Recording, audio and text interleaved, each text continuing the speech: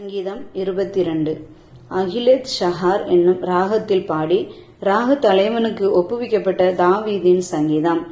என் தேவனே, ஏன் என்னை கைவிட்டீர்? எனக்கு உதவி செய்யாமலும் நான் கதறி சொல்லும் வார்த்தைகளை கேளாமலும் ஏன் தூரமாயிருக்கிறேன்?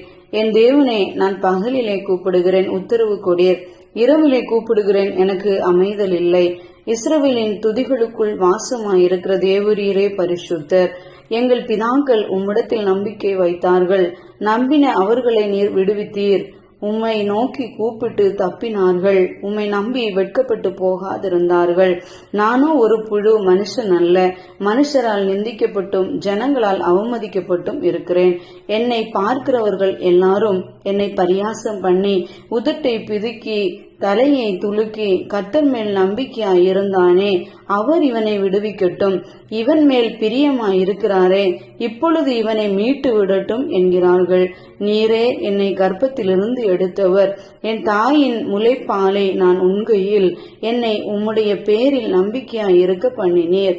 கர்ப்பத்திலிருந்து வெளிப்பட்ட போதே உமது சார்பில் விழுந்தேன்.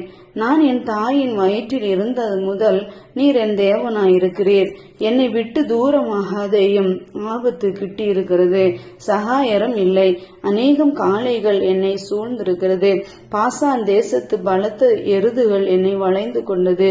பீறி கெட்சிக்கிற சிங்கத்தை போல் என்மேல் தங்கள் வாயை திறக்கிறார்கள்.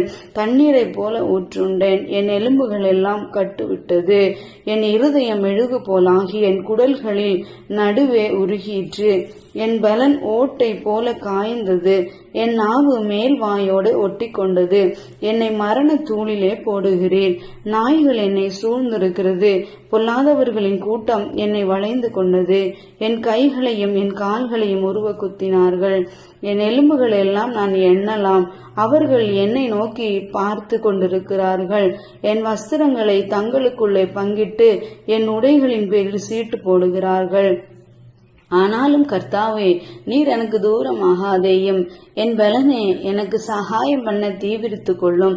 என் ஆத்துமாவை பட்டயத்திற்கும் எனக்கு அருமையானதை நாய்களின் துஷ்டத்தனத்திற்கும் தப்புவியும். என்னை சிங்கத்தின் வாயிலிருந்து ரட்சியும். நான் காண்டாமிருகத்தின் கொம்புகளில் இருக்கும்போது எனக்கு செவி கொடுத்து அருளினீர்.